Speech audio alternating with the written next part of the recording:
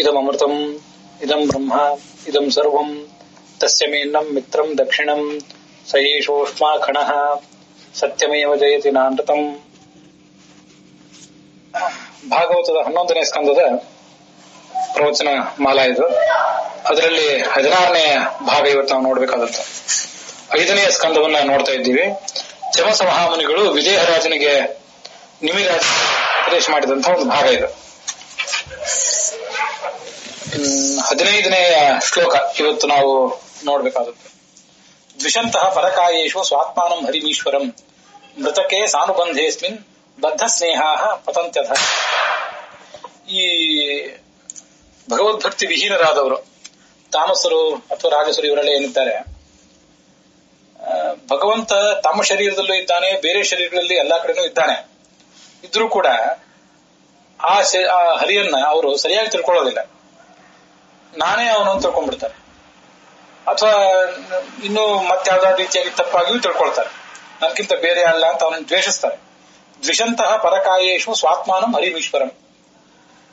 ಪರರ ಶರೀರಗಳಲ್ಲಿಯೂ ತಮ್ಮ ಶರೀರಗಳಲ್ಲಿಯೂ, ಸ್ವಾತ್ಮಾನಂ ಅಂದ್ರೆ ತಮ್ಮ ಶರೀರದಲ್ಲಿರೋ ಪರಮಾತ್ಮ, ಪರಕಾಯೇಶು ಅಂದ್ರೆ ಇನ್ನೊಬ್ಬರ ಶರೀರದಲ್ಲಿರುವಂತಹ ಪರಮಾತ್ಮ. ಆ ಈಶ್ವರನಾದ ಹರಿಯನ್ನು ಇವರು ದ್ವೇಷಿಸ್ತಾರೆ. ದ್ವೇಷಿಸೋದು ಅಂದ್ರೆ ಹೇಗೆ? ಕೆಲವರು ವ್ಯಕ್ತವಾಗಿ ದ್ವೇಷಿಸ್ತಾರೆ. ಅವನ ಮೇಲೆ ಯುದ್ಧ ಸಾರೋದು, ಅವನ ಭಕ್ತರಾದವರನ್ನ ದೈಹಿಕವಾಗಿ ಹಿಂಸಿಸೋದು, ಇಂಥದನ್ನೆಲ್ಲ ಅದೊಂದು ರೀತಿಯಾದ ಹಿಂಸೆ. ಇವ್ರು ಮಾಡುವ ಹಿಂಸೆ ಹೇಗೆ ಅಂತಂದ್ರೆ, ಭಗವಂತನೇ ನಾನು, ನನಗಿಂತ ಅವನು ಭಿನ್ನ ಅಲ್ಲ ಅಂತೀಗೆಲ್ಲ ಭಾವನೆಯನ್ನು ತಾಳ್ತಾರೆ. ಆದ್ರೆ ಅವರಿಗೆ ಅದರಿಂದ ಆಗ್ತಾ ಇರುವಂತಹ ಪರಿಣಾಮದ ಬಗ್ಗೆ ಎಚ್ಚರ ಇರೋದಿಲ್ಲ. ಮೃತಕ್ಕೆ ಸಾನುಬಂಧೇಸ್ಮಿನ್, ಈ ಶರೀರ ಇದೆಯಲ್ಲ ಇದು ಮೃತ್ಯುಗ್ರಸ್ತ ಆಗಿದೆ. ಇದು ಅಂದ್ರೆ ಮೃತಕ ಅಂತಂದ್ರೆ ಮೃತ್ಯುಗ್ರಸ್ತ ಅಂತಲ್ಲ, ಸತ್ತು ಹೋಗಿರೋದು ಅಂತ ಅರ್ಥ. ಅದನ್ನ ಮೃತ್ಯುಗ್ರಸ್ತ ಅಂತ ಅನುವಾದ ಮಾಡಿರೋದಷ್ಟೇ. ವಸ್ತುತಃ ಮೃತ ಅಂದ್ರೇನು, ಮೃತಕ ಅಂದ್ರೆ ಎಲ್ಲ ಒಂದೇ, ಸ್ವಾರ್ಥೇಕ ಪ್ರತ್ಯಯ. ಬಾಲ ಅಂದ್ರು ಬಾಲಕ ಅಂದ್ರು ಹೇಗೆ ಒಂದೇ ಅರ್ಥನೋ, ಮೃತ ಅಂದ್ರು ಮೃತಕ ಅಂದ್ರು ಒಂದೇ. ಶರೀರ ಸತ್ತು ಹೋಗಿದೆ. ಯಾವಾಗ ಸತ್ತಿದೆ? ಹುಟ್ಟಿದಾಗಲೇ ಸತ್ತಿದೆ. ಅದು ಸ್ವಾರಸ್ಯದ್ದು. ಹುಟ್ಟಿದಾಗಲೇ ಸತ್ತೇ ಹುಟ್ಟಿರೋದು ಅದು. ಅಂದ್ರೆ ಭಗವದ್ಗೀತಾದಲ್ಲಿ ಆ ಮಾತಿದೆಯಲ್ಲ, ವಿಶ್ವರೂಪ ಅಧ್ಯಾಯದಲ್ಲಿ, ಇವರೆಲ್ಲ ಸತ್ತು ಹೋಗಿದ್ದಾರೆ, ಸತ್ತು ಹೋದವ್ರನ್ನೇ ನೀನು ಕೊಲ್ಲು ಅಂತ. ಸತ್ತು ಹೋದವ್ರನ್ನೆಲ್ಲ ಆ ಭಗವಂತ ತನ್ನ ಮುಖದಲ್ಲಿ ಇದ್ದವ್ರನ್ನ ತೋರಿಸ್ತಾನೆ ಅಂತಿದೆಯಲ್ಲ. ಆದ್ರಿಂದ ಎಲ್ಲಾ ಶರೀರಗಳು ಕೂಡ, ನಮಗ್ ಬಂದಿರುವ ಎಲ್ಲಾ ಶರೀರಗಳು ಅವು ಸಪ್ತ ಶರೀರಗಳೇ. ಹೀಗಾಗಿ ಮೃತ ಅಂದ್ರು ಮೃತಕ ಅಂದ್ರು ಅರ್ಥ ಒಂದೇ. ಅದರಲ್ಲಿ ಕ ಅಂತ ಒಂದು ಸೇರಿಸ್ಬಿಟ್ರೆ ಕ್ಷುಲ್ಲಕ ಅಂತ ಬೇರೆ ಅರ್ಥ ಆಗುತ್ತೆ. ಈಗ ಬಾಲ ಬಾಲಕ ಎರಡಕ್ಕೂ ಸ್ವಾರ್ಥೇಕ ಪ್ರತ್ಯಯ ಅಂತ ಕರೀತಾರೆ. ಇನ್ನು ಕೆಲವು ಕಡೆ ಕ ಅಂತಂದ್ರೆ ಕ್ಷುದ್ರ ಅಂತ ಅರ್ಥ. ವೃಕ್ಷ ಅಂತಂದ್ರೆ ಒಂದು ವೃಕ್ಷ, ವೃಕ್ಷಕ ಅಂತಂದ್ರೆ ಸಣ್ಣ ವೃಕ್ಷ ಅಂತ ಅರ್ಥ. ಘಂಟ ಅಂದ್ರೆ ಘಂಟಿ, ಘಂಟಿಕಾ ಅಂತಂದ್ರೆ ಕ್ಷುದ್ರವಾದ ಘಂಟಿಕಾ ಅಂತೀಗೆಲ್ಲ ಬರೀತಾರೆ. ಕ ಪ್ರತ್ಯಯಕ್ಕೆ ಸ್ವಾರ್ಥ ಅಂತ ಒಂದರ್ಥ, ಅದೇ ಅರ್ಥ ಒಂದರ್ಥ.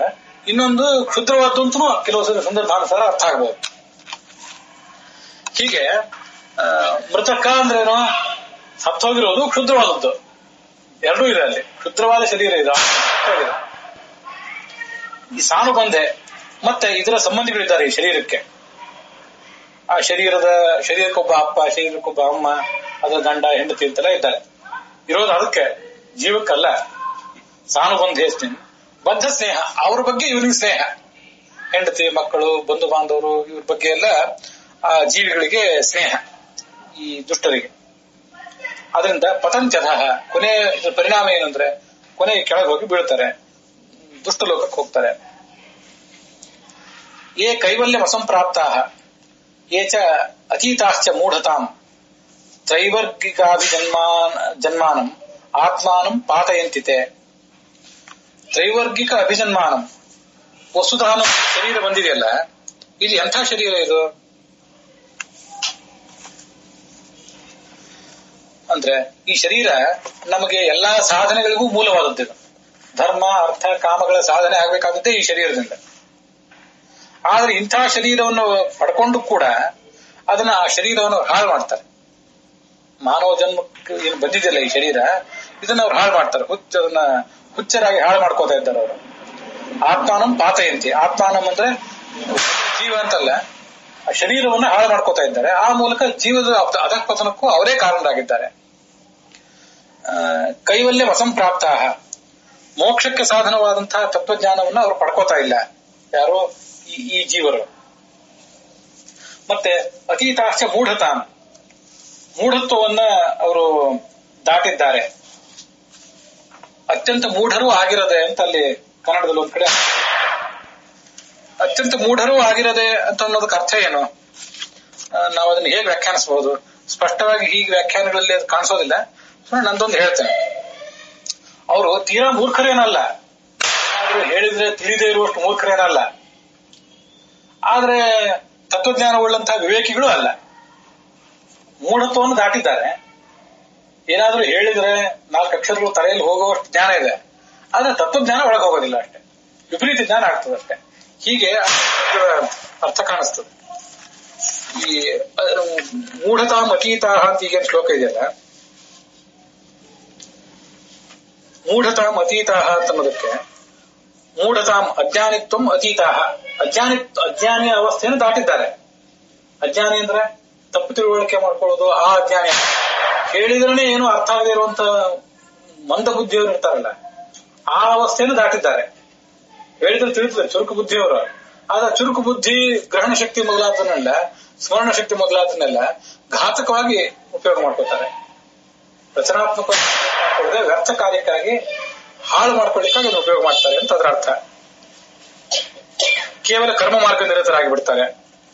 ಒಂದ್ ಕಡೆ ವ್ಯಾಖ್ಯಾನದಲ್ಲಿ ಈ ಮೂಢತಾಂ ಅತೀತಾಹ ಅಂತ ನಾವು ನೋಡಿದ್ವಲ್ಲ, ಮೂಢತಾಂ ನೀತಾಹ ಅಂತ ಒಂದ್ ಕಡೆ ಇದೆ ಒಂದು ವ್ಯಾಖ್ಯಾನದಲ್ಲಿ. ಆದ್ರೆ ಶ್ಲೋಕ ನೋಡಿದ್ರೆ ಏ ಕೈವಲ್ಯಂ ಅಸಂಪ್ರಾಪ್ತ ಏಚ ಅತೀತಾಶ್ಚ ಮೂಢತಾಂ ಅಂತ ಅತೀತಾಹ ಅಂತಾನೆ ಇದೆ ಶ್ಲೋಕದಲ್ಲಿ. ವಿಜಯಧ್ವಜಯದಲ್ಲಿ ಮತ್ತು ಉಳಿದ ಎಲ್ಲ ವ್ಯಾಖ್ಯಾನಗಳು, ಶ್ರೀನಿವಾಸ ವ್ಯಾಖ್ಯಾನದಲ್ಲಿ, ಈಗ ಎಲ್ಲಾ ಕಡೆನೂ ಕೂಡ ಅತೀತಾಹ ಅಂತಾನೆ ಇದೆ. ಒಂದು ಪ್ರಮೇಯ ಚಂದ್ರಿಕಾ ಅಂತ ವ್ಯಾಖ್ಯಾನದಲ್ಲಿ ಮಾತ್ರ ನೀತಾಹ ಅಂತಿದೆ. ಅದು ಬಹಳ ವಿಚಿತ್ರವಾದದ್ದು. ಅದನ್ನ ಹೇಗೆ ಹೊಂದಿಸಬೇಕು ಅಂತ ಗೊತ್ತಾಗೋದಿಲ್ಲ, ಯಾಕಂದ್ರೆ ಮೂಲ ಶ್ಲೋಕನೇ ಹಾಗಿಲ್ಲ. ಮೂಢತಾಂ ನೀತಾಹ, ಮೂರ್ಖರ ಪದವಿಯನ್ನು ಅರ್ಥ ಆಗಬಹುದು, ವ್ಯಾಖ್ಯಾನ ಅರ್ಥ ಆಗ್ತದೆ, ಆದ್ರೆ ಮೂಲಕ್ಕೆ ಹೊಂದಾಣಿಕೆ ಆಗುವಂತ ವ್ಯಾಖ್ಯಾನ ಇಲ್ಲಲ್ಲ ಅದು. ಭಾಗವತದಲ್ಲಿ ಇಲ್ಲಿ ಮತ್ತೆ ಈ ಶ್ಲೋಕಕ್ಕೆ ಸಂಬಂಧಪಟ್ಟಂತೆ ಭಾಗವತ ತಾತ್ಪರ್ಯ ಏನಿಲ್ಲ. ಸ್ಪಷ್ಟವಾಗಿ ಭಾಗವತದ ಪಾಠ ಏನು ಅಂತ ತೀರ್ಮಾನ ಮಾಡಬೇಕು ಅಂದ್ರೆ ಇದಕ್ಕೆ ಸಂಬಂಧಪಟ್ಟಂತೆ ಭಾಗವತ ತಾತ್ಪರ್ಯದ ಶ್ಲೋಕ ಇಲ್ಲ. ಆದ್ರಿಂದ ನೀತಾಹ ಅನ್ನೋದನ್ನ ಅಷ್ಟಾಗಿ ನಾವು ಪರಿಗಣಿಸದೆ ಏಚ ಅತೀತಾಶ್ಚ ಮೂಢತಾಹ ಅಂತಿದ್ರೇನೆ ಅದೇ ಯೋಗ್ಯವಾದ್ದು. ಅಲ್ಲಿ ನಿಮ್ಮ ಪುಸ್ತಕದಲ್ಲಿ ಹೇಗಿದೆ? ಅತೀತಾಶ್ಚ ಮೂಢತಾಂ, ಅತೀತಾಶ್ಚ ಮೂಢತಾಂ ಅಷ್ಟೇ, ಅದೇ ಪಾಠ ಎಲ್ಲಾ ಕಡೆ ಇದೆ. ಆಮೇಲೆ ಆತ್ಮಾನಂ ಪಾತಯಂತಿತೆ, ಬೀಳಿಸ್ತಾರೆ ಅಂತಿದೆಯಲ್ಲ, ಕೆಲವು ಕಡೆ ಘಾತಯಂತಿ ಅಂತ ಕೂಡ ಇದೆ. ಅದು ಯೋಗ್ಯ ಶ್ರೇಷ್ಠವಾದ ಪಾಠನೆ, ಅದರಲ್ಲೂ ಏನು ಸಮಸ್ಯೆ ಇಲ್ಲ. ತಮ್ಮ ಆತ್ಮವನ್ನು ತಾವೇ ಹಾಳು ಮಾಡ್ತಾರೆ. ಘಾತಯಂತಿ ಅಂತ ಕೆಲವು ಕಡೆ ಇದೆ. ಆತ್ಮವನ್ನ ಹಾನಿಗೆ ಈಡು ಮಾಡ್ಕೋತಾರೆ, ಆತ್ಮವನ್ನು ಅವರೇ ಕೊಂದ್ಕೋತಾರೆ ಅಂತ ಅರ್ಥ. ಆತ್ಮಯೋ ಈ ಆತ್ಮನೋ ಬಂದು ಆತ್ಮಯೋ ರಿಪುರಾತ್ಮನ ಅಂತ ಭಗವದ್ಗೀತಾದಲ್ಲಿ ಹೇಳಿದಂತೆ, ಅವನೇ ಶತ್ರು. ಹೀಗೆ ತನ್ನ ಆತ್ಮವನ್ನು, ತನ್ನ ವ್ಯಕ್ತಿತ್ವವನ್ನು ತಾವೇ ಕೊಂದ್ಕೋತಾರೆ ಅಂತ ಅದರ ತಾತ್ಪರ್ಯ ಆಗ್ತದೆ. ಇಲ್ಲಿ ಹಿಂದಿನ ಶ್ಲೋಕದಲ್ಲಿ ಹರಿವಂಶದ ಒಂದು ಶ್ಲೋಕವನ್ನು ಉದ್ಧಾರಿಸ್ತಾರೆ ಆಚಾರ್ಯ ಭಾಗವತ ತಾತ್ಪರ್ಯದಲ್ಲಿ. ಅದನ್ನು ಹೇಳೋದನ್ನ ಮರ್ತೆ. ಸ್ವಾತ್ಮಾನಂ ಹರಿಮೀಶ್ವರಂ ಅಂತ ಹೇಳ, ದ್ವಿಷಂತಃ ಪರಕಾಯೇಶು ಸ್ವಾತ್ಮಾನಂ ಹರಿಮೀಶ್ವರಂ ಅಂತ ಹರಿವಂಶದ ಶ್ಲೋಕ ಒಂದಿದೆ. ಮತ್ತು ಭಗವದ್ಗೀತಾದಲ್ಲಿ ಇಂಥದೇ ಒಂದು ಮಾತು ಕೂಡ ಇದೆ, ಅದೀಗ ನೆನಪಿಗೆ ಬರ್ತದೆ. ಮಾಮಾತ್ಮ ಪರಹೇ ದೇಹೇಶು ಪ್ರದ್ವಿಷಂತಹ ಅಭ್ಯಸೂಯಕಾಹ, ಭಗವದ್ಗೀತಾದ ಒಂದು ಅರ್ಥ. ಅಧ್ಯಾಯ ಮಾಂ ನನ್ನನ್ನು, ಆತ್ಮ ಪರದೇಹೇಶು, ಆಯಾ ವ್ಯಕ್ತಿಗಳ ದೇಹದಲ್ಲೂ ನಾನಿದ್ದೇನೆ, ಪರದೇಹಗಳಲ್ಲೂ ನಾನಿದ್ದೇನೆ. ಇರುವ ನನ್ನನ್ನ ಅಭ್ಯಸೂಯಕಾಹ ಪ್ರದ್ವಿಷಂತಹ, ನನ್ನ ಬಗ್ಗೆ ಅಸೂಯೆ ಮಾಡಿ, ನನ್ನ ದ್ವೇಷ ಮಾಡಿ ಕಾಲ ಕಳೆದು ಬಿಡ್ತಾರೆ ಅಂತ ಭಗವದ್ಗೀತಾದಲ್ಲಿ ಕೂಡ ಹಾಗೆ ಮಾತಿದೆ. ಮಾಮಾತ್ಮ ಪರದೇಹೇಶು ಪ್ರದ್ವಿಷಂತಹ ಅಭ್ಯಸೂಯಕಾಹ. ಇಲ್ಲಿ ಸ್ವಾತ್ಮಾನಂ ಅಂತಿದೆಯಲ್ಲ, ಸ್ವಾತ್ಮ ಅಂದ್ರೆ ಏನರ್ಥ? ತಮ್ಮ ಶರೀರಗಳಲ್ಲಿಯೂ ಪರರ ಶರೀರಗಳಲ್ಲಿಯೂ ವ್ಯಾಪಿಸಿಕೊಂಡು ನಿಯಾಮಕನಾಗಿರುವವನು ಅಂತ ಅರ್ಥ. ಅದಕ್ಕೆ ಭಾಗವತ ತಾತ್ಪರ್ಯ ಸ್ವಾತ್ಮಾನಂ ಸ್ವಸ್ಮಿನ್ ಆಪ್ತಂ ಚ, ತನ್ನ ಒಳಗೆ ಆಪ್ತನಾಗಿರುವವನು ಅಂತ ಅರ್ಥ ಬರೆದಿದ್ದಾರೆ. ಪರ ಶರೀರದಲ್ಲಿ ಮಾತ್ರದಲ್ಲೇ ತನ್ನ ಶರೀರದಲ್ಲೂ ಅಂತರ್ಯಾಮಿಯಾಗಿ ನಿಯಾಮಕನಾಗಿದ್ದಾನೆ, ಸಮಾನವಾಗಿದ್ದಾನೆ. ಅದಕ್ಕೆ ಆಪ್ತತ್ವ ಆತ್ಮಶಬ್ದೋಕ್ತಂ ಸ್ವಸ್ಮಿನ್ನಪಿ ಪರೇಶುಚ. ಇದು ನೋಡಿ, ಆತ್ಮಶಬ್ದಕ್ಕೆ ಒಂದು ಹೊಸ ಅರ್ಥ. ನಮಗೆ ಸಾಮಾನ್ಯವಾಗಿ ಎಲ್ಲಾ ಕಡೆ ಗೊತ್ತಿರುವಂತೆ ಈ ಕೋಶಗಳನ್ನು ತೆಗೆದು ಮಾಡಿಬಿಟ್ರೆ ಅಥ ಸಾತತ್ಯ ಗಮನೆ ಅಂತ ಧಾತು, ಅದು ಸತತವಾಗಿ ಸಂಚಾರ ಮಾಡ್ತಾ ಇರೋದು. ಅಂದ್ರೆ ಒಂದು ದೇಹ ಮತ್ತೊಂದು ದೇಹಕ್ಕೆ ಹೋಗ್ತಾನೆ ಇರ್ತದೆ ಇದು ಆತ್ಮ. ಅದಕ್ಕಾಗಿ ಅದನ್ನೇನ್ ಕರೀತಾರೆ? ಆತ್ಮ ಅಂತ ಕರೀತಾರೆ. ಅಥ ಧಾತುವಿಗೆ ಮನಿನ್ ಅಂತ ಪ್ರತ್ಯಯ ಬಂತು, ಆತ್ಮ ಅಂತ ರೂಪ ಆಗಿರೋದು. ಇದು ಆತ್ಮ ಶಬ್ದದ ನಿರ್ವಚನ ಆಯ್ತು. ಮತ್ ಇದು ಕೋಶಗಳ ಪ್ರಕಾರ ನಮ್ಗೆಲ್ಲ ಕಡೆ ಸಹಜವಾಗಿ ಕಾಣಿಸೋ ಮಹಾಭಾರತದಲ್ಲೇ ಕೆಲವು ಕಡೆ ಈ ಆತ್ಮ ಶಬ್ದದ ನಿರ್ವಚನ ಇದೆ. ಆತತತ್ವಾಚ ಮಾತ್ರತ್ವಾತ್ ಆತ್ಮೇತಿ ಪರಮೋಮತಃ. ಅಲ್ಲ, ಇದು ಬೇರೆ ಕಡೆ ಎಲ್ಲೋ ಸರ್ವಮೂಲದಲ್ಲಿ ಬಂದಿರೋದು. ಆತತ ಎಲ್ಲಾ ಕಡೆ ವ್ಯಾಪ್ತನಾಗಿರುವವನು. ಆತ ಮ ಅಂತಿದೆಯಲ್ಲ, ಆತ ಅಂದ್ರೆ ಎಲ್ಲಾ ಕಡೆ ವ್ಯಾಪ್ತನಾಗಿರುವವನು. ಆತತತ್ವಾಚ ಮಾತ್ರ ಜ್ಞಾನ ಸ್ವರೂಪನಾಗಿರುವುದರಿಂದ ಅವನಿಗೆ ಆತ್ಮ ಅಂತ ಹೆಸರು, ಪರಮಾತ್ಮನಿಗೆ. ಇದು ಬೇರೆ ಕಡೆ ಸರ್ವಮೂಲದಲ್ಲಿ ಎಲ್ಲೋ ಒಂದ್ ಕಡೆ ಆಚಾರ್ಯ ಹೇಳಿರೋದು, ಶ್ಲೋಕ ಎಲ್ಲಿದ್ದು ನೆನಪಿಲ್ಲ. ಮಹಾಭಾರತದಲ್ಲಿ ಏನಿದೆ ಅದನ್ನು ಆಚಾರ್ಯ ಕೋಟ್ ಮಾಡಿದ್ದಾರೆ. ಯಚ್ಚಾಪ್ನೋತಿ ಯದಾದತ್ತೆ ಯಚ್ಚಾತ್ಯ ವಿಷಯಾನಿಹ ಯಚ್ಚಾಸ್ಯ ಸಂತತೋ ಭಾವ ತಸ್ಮಾದ್ ಆತ್ಮೇತಿ ಗೀಯತೆ ಅಂತ. ಇದು ಮಹಾಭಾರತದ ಮಾತು. ಅದನ್ನ ಉಪನಿಷತ್ ಭಾಷೆಯಲ್ಲಿ, ಭಾಗವತ ತಾತ್ಪರ್ಯದಲ್ಲಿ ಒಂದೆರಡು ಕಡೆ ಉಲ್ಲೇಖ ಮಾಡಿದ್ದಾರೆ ಆಚಾರ್ಯ. ಆತ್ಮ ಶಬ್ದಕ್ಕೆ ಇಷ್ಟೆಲ್ಲ ಅರ್ಥಗಳಿದೆ ಅಂತ. ಹೆಚ್ಚ ಆಪ್ನೋತಿ, ಇವನು ಮೊದಲನೇದಾಗಿ ಆಪುಲ್ ವ್ಯಾಪ್ತೋ. ಆಪುಲ್ ಧಾತುವಿಗೆ ಅರ್ಥ ಇರೋದೇ ವ್ಯಾಪ್ತಿ ಅಂತ, ಎಲ್ಲ ವ್ಯಾಪಿಸ್ಕೊಂಡಿರೋದು ಅಂತಾನೆ. ಆದ್ರೆ ಅದನ್ನೇ ನಾವೇನ್ ಮಾಡ್ತೀವಿ, ಗ್ರಾಮಂ ಆಪ್ನೋತಿ ಅಂತಂದ್ರೆ ಗ್ರಾಮವನ್ನು ಆವರಿಸ್ಕೋತಾನೆ ಅಂತ ಅರ್ಥ ಅಲ್ಲ, ಅಲ್ಲಿ ಹೋಗಿ ಮುಟ್ತಾನೆ ಅಂತ. ಅದನ್ನು ಸೀಮಿತವಾಗಿ ನಾವು ಮಾಡ್ಕೊಂಡಿದ್ದೇವೆ ಅಷ್ಟೇ. ನಾವು ಕೂಡ ಸಂಪದಂ ಆಪ್ನೋತಿ, ಈ ಸ್ತೋತ್ರವನ್ನು ಪಠಿಸಿದವನು ಸಂಪದಂ ಆಪ್ನೋತಿ ಅಂತೀವಿ. ಸಂಪತ್ತನ್ನು ಹೊಂದುತ್ತಾನೆ. ಸಂಪತ್ತನ್ನು ವ್ಯಾಪಿಸ್ಕೊಳ್ಳೋದಲ್ಲ, ತನಗೆ ಎಷ್ಟು ಯೋಗ್ಯತೆ ಸಂಪತ್ತು ಬರಬೇಕಾಗಿದೆ ಅಷ್ಟನ್ನು ತಾನು ಪಡ್ಕೋತಾನೆ, ಪ್ರೊಸೆಸ್ ಮಾಡ್ಕೋತಾನೆ ಅಂತ ಅರ್ಥ. ಆಪ್ನೋತಿ ಅಂದ್ರೆ ಪ್ರೊಸೆಸ್ ಅಂತ ಅರ್ಥ. ಹೀಗೆ ಹೆಚ್ಚ ಆಪ್ನೋತಿ ಅದೊಂದರ್ಥ. ಇನ್ ನಮಗ್ ಸಂಬಂಧಪಟ್ಟದ್ದಾದ್ರೆ ಆಪ್ನೋತಿ ಅನ್ನೋದನ್ನ ಸೀಮಿತವಾಗಿ ಮಾಡ್ಕೋತೇವೆ. ಪರಮಾತ್ಮನಿಗೆ ಹಾಗೆ ಮಾಡ್ಬೇಕಾಗಿಲ್ಲ. ಧಾತುವಿನ ಎಲ್ಲಾ ಅರ್ಥದಲ್ಲಿಯೂ ಪರಮಾತ್ಮನಿಗೆ ಅದನ್ನು ಹೊಂದಿಸಬಹುದು. ಅದಕ್ಕಾಗಿ ಹೆಚ್ಚ ಆಪ್ನೋತಿ, ಎಲ್ಲಾ ಕಡೆ ಇದ್ದಾನೆ. ಇದಾದತ್ತೆ ಸ್ವೀಕರಿಸ್ತಾನೆ, ಎಲ್ಲಾ ಕಡೆ ಇದ್ದು ಪ್ರತಿಯೊಬ್ಬರ ಶರೀರದೊಳಗೂ ಯಜ್ಞಕೊಂಡದಲ್ಲಿ ಇತ್ಯಾದಿ ಕಡೆಗಳೆಲ್ಲ ಇದ್ದು ಆ ಯಜ್ಞದ ಫಲವನ್ನೆಲ್ಲ ಸ್ವೀಕರಿಸ್ತಾನೆ, ಆಹುತಿಯನ್ನು ಸ್ವೀಕರಿಸ್ತಾನೆ. ಹೆಚ್ಚಾಪ್ನೋತಿ ಯದಾದತ್ತೆ ಹೆಚ್ಚ ಅತಿ ವಿಷಯಾನಿಹ, ಯಜ್ಞದ ಆಹುತಿಗಳನ್ನು ಸ್ವೀಕಾರ ಮಾಡ್ತಾನೆ, ಅಥವಾ ನೀವು ಕೊಟ್ಟದ್ದು ಏನನ್ನಾದ್ರೂ ಸ್ವೀಕಾರ ಮಾಡ್ತಾನೆ. ಭಕ್ತಿ ಇತ್ಯಾದಿ ಎಲ್ಲವನ್ನು ಸ್ವೀಕಾರ ಮಾಡ್ತಾನೆ. ವಿಷಯ ಪದಾರ್ಥಗಳನ್ನು ಭೋಗಿಸ್ತಾನೆ, ಅದು ಮೂರನೇ ಅರ್ಥ. ಹೆಚ್ಚ ಅತಿ ವಿಷಯಾನಿಹ. ಈ ನೋಡಿ, ಅಲ್ಲಿ ಆತ್ಮ ಅಂತನೋ ಅಲ್ಲಿ ಅಥ ಧಾತು ಇದೆ. ಅದು ಅಥ ಸಾತತ್ಯಗಮನೇನೆ ಆಗ್ಬೇಕಾಗಿಲ್ಲ. ಎಷ್ಟು ವಿಶಿಷ್ಟ ಅಂದ್ರೆ ಅದು ಸಂಸ್ಕೃತ ಅಭ್ಯಾಸ ಮಾಡುವವರು ಕೂಡ ಗಮನಿಸಬೇಕಾದ ಕೆಲವು ಪ್ರಯೋಗಗಳು. ಅತ್ತೀತಿ ಆತ್ಮ, ಆಪ್ನೋತೀತಿ ಆತ್ಮ, ಅದು ಅಥ ಸಾತತ್ಯಗಮನೆ ಧಾತುವಿಗೆ ಮನಿನ್ ಪ್ರತ್ಯಯ ಬಂದು ಹುಟ್ಟಿರೋ ರೂಪ. ಅತ್ತೀತಿ ಆತ್ಮ, ಅದು ಭಕ್ಷಣೆ ಅಂತ ಧಾತು ಇದೆ. ಅತ್ತೀತಿ ಆತ್ಮ, ಅದಕ್ಕಾಗಿ ಅತ್ತೀತಿ ಅನ್ನ ಶಬ್ದ ನಿಷ್ಪನ್ನ ಆಗಿರುವುದೇ ಅಥ ಧಾತುವಿನಿಂದ. ಆದ್ರಿಂದ ಅತ್ತೀತಿ ಆತ್ಮ, ತಿನ್ನುತ್ತಾನೆ, ಆದ್ರಿಂದ ಅವನ ಆತ್ಮ. ವಿಷಯ ಪದಾರ್ಥಗಳನ್ನೆಲ್ಲ ಅವನೇ ಭೋಗಿಸ್ತಾನೆ. ಆಮೇಲೆ ಹೆಚ್ಚ ಆಪ್ನೋತಿ ಅದು ಆದತ್ತೆ, ಭಕ್ತಿ ಮೊದಲಾದವು ನಾವು ಕೊಟ್ಟದನ್ನ, ಪೂಜೆಯನ್ನ, ಮಂಗಳಾರತಿಗಳನ್ನ ಎಲ್ಲವನ್ನೂ ಕೂಡ ಆಭರಣ ಇತ್ಯಾದಿಗಳನ್ನು ಏನು ಕೊಟ್ಟರು ಭಕ್ತಿಯಿಂದ ಸ್ವೀಕರಿಸ್ತಾನೆ, ಅದು ಆದತ್ತೆ. ಹೆಚ್ಚಾಪ್ನೋತಿ ಅದು ಆದತ್ತೆ ಹೆಚ್ಚಾತಿ ವಿಷಯಾನಿಹ ಹೆಚ್ಚ ಅಸ್ಯ ಸಂತತೋ ಭಾವ. ಮೊದಲು ಆಪ್ನೋತಿ ಅಂತ ಬಂತು, ಅದನ್ನ ನಾವೇನ್ ತಿಳ್ಕೋಬಹುದು, ದೇಶಕ್ಕೆ ಸಂಬಂಧಪಟ್ಟ ವ್ಯಾಪ್ತಿ ಅಂತ ತಿಳ್ಕೋಬಹುದು. ಸಂತತೋ ಭಾವ ಅಂದ್ರೆ ಕಾಲಕ್ಕೆ ಸಂಬಂಧಪಟ್ಟ ವ್ಯಾಪ್ತಿ ಅಂತ ತಿಳ್ಕೋಬಹುದು. ಯಾಕಂದ್ರೆ ಎರಡೆರಡನ್ನು ಹೇಳಿದ್ದಾರೆ. ಸಂತತಃ ಭಾವ, ಎಲ್ಲಾ ಕಡೆ ಎಲ್ಲಾ ಕಾಲದಲ್ಲಿ ಇರುವ ಅಸ್ತಿತ್ವ. ಮೊದಲನೇದ್ದು ಎಲ್ಲಾ ದೇಶಗಳಲ್ಲಿರುವ ಅಸ್ತಿತ್ವ. ಇನ್ನ ನಮಗೆ ಎಲ್ಲಾ ದೇಶಗಳಲ್ಲಿರುವ ಅಸ್ತಿತ್ವ, ಎಲ್ಲಾ ಕಾಲದಲ್ಲಿರುವ ಅಸ್ತಿತ್ವವನ್ನು ಆತ್ಮವತಿ ಅಂತ ಒಂದೇ ಹೇಳಿಬಿಟ್ಟಿದೆ ಅಂತಿದ್ರೆ ಆವಾಗ ಸಂತತ ಭಾವನಿಗೆ ಇನ್ನೊಂದು ಅರ್ಥ ಮಾಡ್ಬೇಕಾಗ್ತದೆ. ಸಂತತಃ ಚೆನ್ನಾಗಿ ನಮ್ಮ ಒಳಗಡೆ ಭೌತ ದೇಹದಲ್ಲಿ, ಅನಿರುದ್ಧ ದೇಹದಲ್ಲಿ, ಲಿಂಗ ದೇಹದಲ್ಲಿ, ಸ್ವರೂಪ ದೇಹದಲ್ಲಿ ಒಳಗೆ ಎಲ್ಲಾ ಕಡೆ ಚೆನ್ನಾಗಿ ವ್ಯಾಪಿಸಿಕೊಂಡಿದ್ದಾನೆ. ಮುಖ್ಯ ಪ್ರಾಣನೂ ಕೂಡ ಬ್ರಹ್ಮಾಂಡದ ಒಳಗಿದ್ದಾನೆ, ವ್ಯಾಪ್ತನಾಗಿದ್ದಾನೆ. ಆತರ ಇವನು ವ್ಯಾಪ್ತಿ ಅಲ್ಲ, ಅವನಕ್ಕಿಂತ ಚೆನ್ನಾಗಿರೋ ವ್ಯಾಪ್ತಿ ಇದೆ. ಬಂಧ ಬೇರೆ, ಸಂಬಂಧ ಬೇರೆ. ಬಂಧ ಅಂದ್ರೆ ಬರೇ ಅಂಟು, ಸಂ ಅಂದ್ರೆ ಚೆನ್ನಾಗಿರುವ ಅಂಟು. ಬರೇ ತತಿ ಅಲ್ಲ, ಸಂತತಿ. ವ್ಯತ್ಯಾಸ ಸಂತತೋ ಭಾವ ತಸ್ಮಾದ್ ಆತ್ಮೀತಿ ಶಬ್ದತೆ ಅಂತ ಮಹಾಭಾರತದ ಮಾತು. ಇದು ಒಂದು ಮಹಾಭಾರತದ್ದಾಯ್ತು. ಮತ್ತೆ ಇನ್ನೊಂದು ಶಬ್ದ ಹೇಳಿದೆ, ಆತತತ್ವಾಚ ಮಾತೃತ್ವಾತ್. ಎಲ್ಲಾ ಕಡೆ ವ್ಯಾಪ್ತನಾದವನು, ಜ್ಞಾನ ಸ್ವರೂಪನಾದವನು, ಅದಕ್ಕಾಗಿ ಅವನನ್ನ ಆತ್ಮ ಅಂತ ಹೇಳಿ. ಇದನ್ನ ಈಗ ಹೇಗೆ ಗಮನಿಸ್ಬೇಕು ಅಂದ್ರೆ, ಇದನ್ನೆಲ್ಲ ಹಿರಿಯ ವಿದ್ವಾಂಸರೆಲ್ಲ ಬೇಕಾಷ್ಟು ಹೇಳಿದ್ದಾರೆ. ನಾವು ಅದನ್ನ ಮೇಲಿನ ಮೇಲೆ ಅನುಸಂಧಾನ ತಿಳ್ಕೋಬೇಕು. ಪಾಣಿನಿ ವ್ಯಾಕರಣದ ಪ್ರಕಾರ ಇವತ್ತು ನೀವು ಯಾವುದೇ ಶಬ್ದ ನೋಡಿದ್ರು ಕೂಡ ಅದಕ್ಕೊಂದು ಪ್ರತ್ಯಯ ಬಂದಿರ್ತದಲ್ಲ, ಪ್ರತ್ಯಯ ಯಾಕೆ ಬರಬೇಕು? ಪ್ರತ್ಯೇಕ ಏನ್ ಅರ್ಥ ಅಂತ ವಿಚಾರ ಮಾಡಿದ್ರೆ ಪ್ರತ್ಯೇಕ ಏನು ಅರ್ಥ ಇಲ್ಲ. ಶಬ್ದ ನಿಷ್ಪನ್ನ ಆಗೋದು ಮುಖ್ಯ. ಈಗ ಅತ ಧಾತು, ಅತ ಸಾತತ್ಯಗಮನೆ ಅಂತ ಧಾತು, ಅತ ಸಾತತ್ಯಗಮನೆ ಧಾತುವಿಗೆ ಮನಿನ್ ಪ್ರತ್ಯಯ ಬಂತಲ್ಲ, ಮನಿನ್ ಪ್ರತ್ಯೇಕ ಏನರ್ಥ ಅದನ್ನ ಹೇಳಿ. ಅದು ಕೇಳಿದ್ರೆ ಗೊತ್ತಿಲ್ಲ, ಯಾಕಂದ್ರೆ ಪ್ರತ್ಯೇಕ ಅರ್ಥ ಹೇಳೇ ಇಲ್ಲ ಅವರಲ್ಲಿ. ವ್ಯಾಕರಣದಲ್ಲಿ ಪ್ರತ್ಯೇಕ ಅರ್ಥ ಹೇಳಲೇ ಇಲ್ಲ. ಅವ್ರದ್ದು ಗುರಿ ಏನು, ಶಬ್ದಗಳನ್ನು ಹೇಗೆ ನಿಷ್ಪನ್ನವಾಯಿತು ಅಂತ ತೋರಿಸೋದಕ್ಕೆ ಅವ್ರ ಗುರಿ. ಆದ್ರೆ ಸಾಮಾನ್ಯವಾಗಿ ಪ್ರತ್ಯೇಕ ಕೂಡ ಒಂದು ಅರ್ಥ ಇದ್ದೇ ಇರ್ತದೆ ಎಲ್ಲಾ ಭಾಷೆಗಳಲ್ಲಿಯೂ, ಕೇವಲ ಸಂಸ್ಕೃತ ಭಾಷೆಯಲ್ಲಿ ಅಂತಲ್ಲ, ಎಲ್ಲಾ ಭಾಷೆಗಳಲ್ಲೂ ಪ್ರತ್ಯೇಕ ಒಂದು ಸಾಫಲ್ಯ ಇರ್ತದೆ. ಡ್ರೈವರ್ ಅಂತಂದ್ರೆ ಡ್ರೈವ್ ಅನ್ನೋದು ಕ್ರಿಯಾಪದ, ಅರ್ ಅನ್ನೋದು ಪ್ರತ್ಯಯ. ಆದ್ರೆ ರ ಅಂದ್ರೆ ಏನು, ಅರ್ ಅಂದ್ರೆ ಆ ವ್ಯಕ್ತಿ ಅಂತ ಅರ್ಥ, ದ ಒನ್ ಹೂ ಡ್ರೈವ್ಸ್ ಅಂತ ಅರ್ಥ. ಆದ್ರೆ ಈ ಅಂದ್ರೆ ಏನು, ಆರ್ ಅಂದ್ರೆ ಏನು ಅಂತ ಯಾರು ಕೇಳಿದ್ರೆ ಅಲ್ಲಿ ಉತ್ತರ ಇಲ್ಲ ಅದಕ್ಕೆ. ಆದ್ರೆ ಸಂಸ್ಕೃತದಲ್ಲಿ ಆತ್ಮ ಅಂತಿದೆಯಲ್ಲ, ಅಲ್ಲಿ ಮ ಅಂದ್ರೆ ಏನು, ಬರೇ ಪ್ರತ್ಯಯ ಅಲ್ಲ, ಅದು ಬರೇ ಪ್ರತ್ಯಯ ಅಂತ ತಿಳ್ಕೊಬೇಡ್ರಿ. ಅದನ್ನ ಅದಕ್ಕೊಂದು ಅರ್ಥ ಇದೆ. ಅದೇನಂದ್ರೆ ಆತ ತತ್ವಾಚ ಮಾತೃತ್ವ, ತಿಳ್ಕೊಳ್ಳುವ ಸ್ವರೂಪ, ಸುಮ್ಮನೆ ಪ್ರತ್ಯಯ ಅಲ್ಲ, ಜ್ಞಾನ ಸ್ವರೂಪನಾದ್ರಿಂದ ಅವನು ಆತ ಮ ಅಂತೇಳಿ. ಹೀಗೆ ಆಚಾರ್ಯ ಹೇಳಿದ ಅನೇಕ ನಿಷ್ಪತ್ತಿಗಳಲ್ಲಿ ಆ ಮ ಅನ್ನೋದಕ್ಕೂ ಕೂಡ ಒಂದು ಅರ್ಥ ಇದೆ.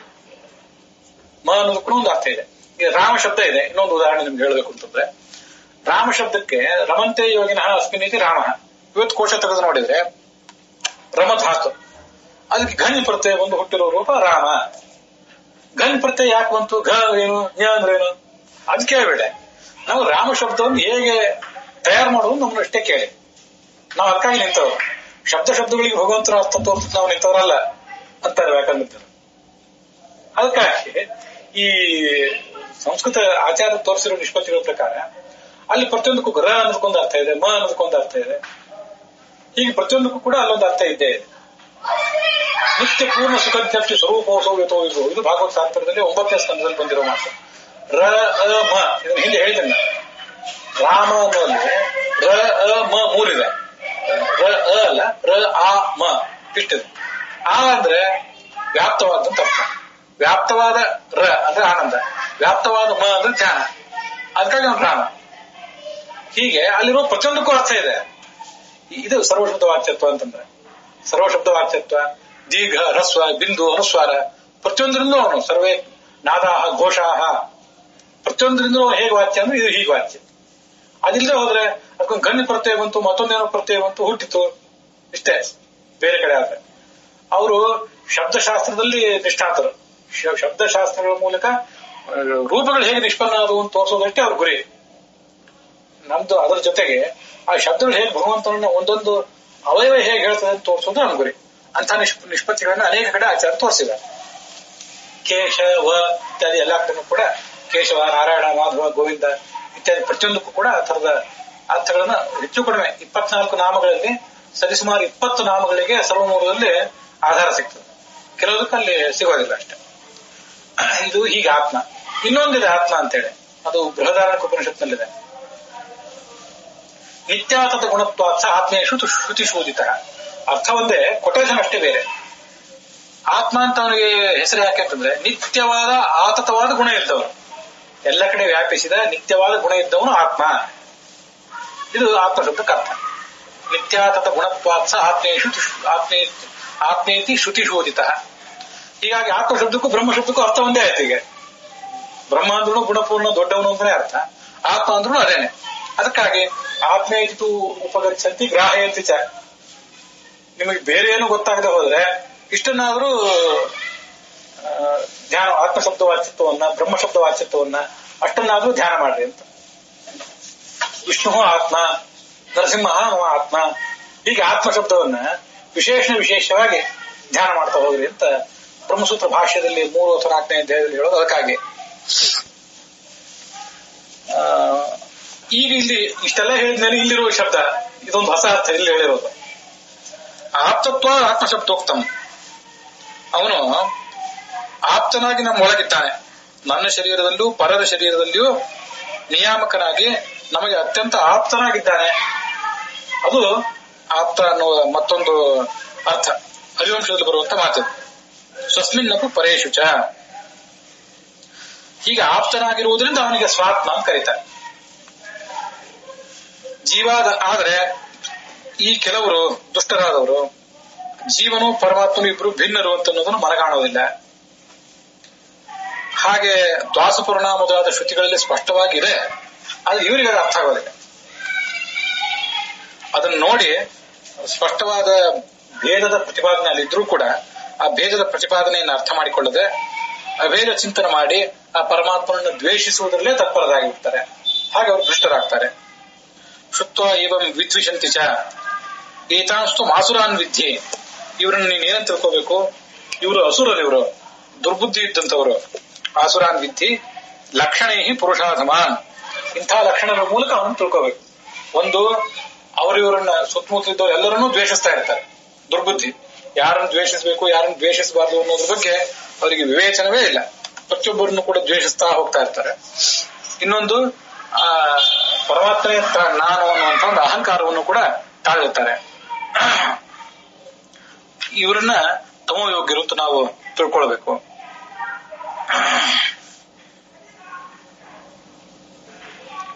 ದ್ವಾಸುಪರ್ಣ ಶುತ್ವಯೋ ಮಿತ್ಯನೇನ ದ್ವಾಸುಪರ್ಣ ಭಿನ್ನ ಅಚಿಂತ್ಯ ಇತ್ಯಾದಿ ಭೇದಂ ಶುತ್ವಾ ಜ್ಞಾತ್ವಾಪಿ. ವೇದಾದಿಗಳಲ್ಲಿ ಪುರಾಣಾದಿಗಳಲ್ಲಿ ಅದೆಲ್ಲವನ್ನು ತಿಳ್ಕೊಂಡ್ರೂ ಕೂಡ ಅವ್ರೇನ್ ಮಾಡ್ತಾರೆ, ಜೀವಾಭೇದ ನಿರ್ಗುಣತ್ವ ಇತ್ಯಾದಿ ಉಕ್ತ ದ್ವೇಷಂ ಕೊಡುವಂತಹ ಆ ದ್ವೇಷವನ್ನೇ ಅವರು ಮುಂದುವರಿಸ್ತಾರೆ.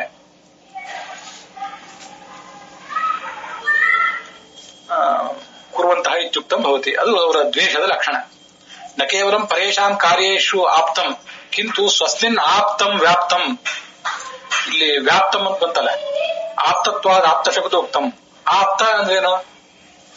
ಈಗ ನೋಡ್ರಿ, ಆಪ್ತ ಅನ್ನೋ ಶಬ್ದ ಬಂದಿದ್ದು ಹೇಗೆ? ಆತ್ಮ ಶಬ್ದ, ಆಪ್ತ ಶಬ್ದ ಈ ಕಡೆ ಸ್ವಲ್ಪ ಹೊಂದಾಣಿಕೆ ಇದೆ. ಆಪುಲ್ ವ್ಯಾಪ್ತ ಧಾತುವಿಗೆ ತ ಪ್ರತ್ಯಯ ಬಂದು ಆಪ್ತ ಅಂತ ಆಗೋದು. ಈ ಆತ್ಮ ಶಬ್ದನೂ ಕೂಡ ಅದನ್ನೇ ತಿಳಿಸ್ತದಲ್ಲ. ಹೆಚ್ಚ ಆಪ್ನೋತಿ, ಆಪ್ನೋತೀತಿ ಆತ್ಮ, ಆಪ್ನೋತೀತಿ ಆತ್ಮ, ಆಪ್ನೋತೀತಿ ಆಪ್ತ, ಗೃಹೀತ ಕೃತ ಪ್ರೀತ ಇವೆಲ್ಲ ಹೇಗೆ ತಪ್ರತ್ಯಯನ, ಆಪ್ತ ಅನ್ನೋ ಶಬ್ದ ತಪ್ರತ್ಯಯನ. ಸ್ವಸ್ಮಿನ್ ಆಪ್ತಂ ಅಂದ್ರೆ ವ್ಯಾಪ್ತಂ, ತನ್ನ ಒಳಗೆ ವ್ಯಾಪಿಸ್ಕೊಂಡಿರುವವನು. ಈ ಆಪ್ತರು ಅಂತ ಇರ್ತಾರಲ್ಲ, ಆಪ್ತೇಷ್ಟರು, ಅವರು ಕೂಡ ಆಪ್ತರು ಅಂತ ಯಾಕೆ ಕರ್ಸ್ಕೋತಾರೆ ಅಂತಂದ್ರೆ, ಅವರು ನಮ್ಮ ವ್ಯಕ್ತಿತ್ವವನ್ನೆಲ್ಲ ಆವರಿಸ್ಕೊಂಡಿರ್ತಾರೆ. ನಮಗೂ ಅವ್ರಿಗೊಂದು ಕನಿಷ್ಠವಾದ ಸಂಬಂಧ ಇರೋದ್ರಿಂದ ಅವ್ರು ಆಪ್ತರು. ಇಲ್ಲೇ ಹೋದ ಅವ್ರು ಆಪ್ತರಲ್ಲ. ಹಾಗೆ ಈ ಪರಮಾತ್ಮ ನಮಗೆ ಅತ್ಯಂತ ಪ್ರಿಯನಾಗಿ ನಮ್ಮನ್ನ ದೈಹಿಕವಾಗಿಯೂ ವ್ಯಾಪಿಸಿದ್ದಾನೆ, ಭಾವನಾತ್ಮಕವಾಗಿಯೂ ಕೂಡ ನಮ್ಮನ್ನು ವ್ಯಾಪಿಸಿಕೊಂಡಿದ್ದಾನೆ. ಮಾನಸಿಕವಾಗಿ ಆತ್ಮಿಕವಾಗಿ ನಮಗೂ ಅವನಿಗೊಂದು ಅಂತ ಗರಿಷ್ಠವಾದ ನಂಟಿದೆ ಅನ್ನೋದೆಲ್ಲ ಅದರಿಂದ ತಿಳಿತದೆ ಅಂತ ನಾವು ತಿಳ್ಕೊಳ್ಬೇಕು. ಇದು ಆ ಆತ್ಮ ಶಬ್ದದ ವಿವರಣೆ ಆಯ್ತು. ಹಿಂದಿನ ಶ್ಲೋಕದ ಹರಿವಂಶ ಬಿಟ್ಟಿದ್ವಿ, ಅದನ್ನ ನೋಡಿದ್ದಾಯ್ತು. ಏವಂ ಯುಗಾನುರೂಪೋಸೋ ಭಗವಾನ್ ಯುಗವರ್ತಿಭಿ. ಇಲ್ಲಿ ಮುಂದೆ ಬರುವ ಶ್ಲೋಕಗಳನ್ನ ಉಪಾಸನೆಯ ದೃಷ್ಟಿಯಿಂದ, ಧ್ಯಾನ ಮಾಡುವ ದೃಷ್ಟಿಯಿಂದ ಬಹಳ ಮಹತ್ವದ್ದು. ಏಕಾದಶ ಸ್ಕಂದದ ಪ್ರವಚನ ಪ್ರಾರಂಭ ಆಗಾಗಲೇ ಇದೊಂದು ಸೂಚನೆ ಕೊಟ್ಟಿದ್ದೆ ನಾನು. ಅದಿಲ್ಲಿ ಕಾಣಿಸ್ತದೆ. ಭಗವಂತನ ಹೇಗೆ ಬೇರೆ ಬೇರೆ ರೂಪಗಳಲ್ಲಿ ನಾವು ಧ್ಯಾನಿಸಬಹುದು ಅದಿಲ್ಲಿದೆ. ಆಯಾ ಯುಗಕ್ಕನುಸಾರವಾಗಿ ಭಿನ್ನ ಭಿನ್ನ ಆಕಾರಗಳನ್ನ ಅವನು ತಾಳ್ತಾನೆ. ಇದು ಕರಭಾಜನ ಮುನಿಗಳು ಹೇಳುವಂತಹ ಒಂದು ಮಾತು ಅಂತ ಇಲ್ಲಿ ತಿಳಿಸ್ತಾರೆ.